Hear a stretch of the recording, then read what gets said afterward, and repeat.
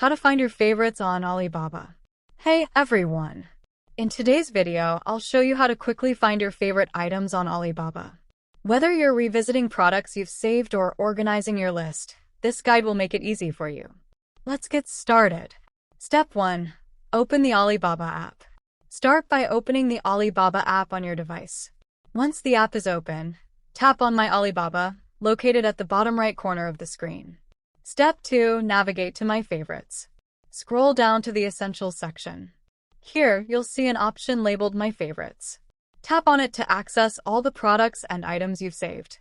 Step 3. Manage your favorites. Now, you'll see a list of all your favorite items. If you want to remove any item from the list, simply swipe left on the product and tap Remove to delete it. And that's it. You've successfully learned how to find and manage your favorites on Alibaba.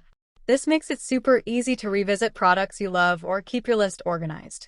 If this video was helpful, don't forget to smash the like button and subscribe to the channel for more quick and easy tutorials. Thanks for watching, and I'll see you in the next video.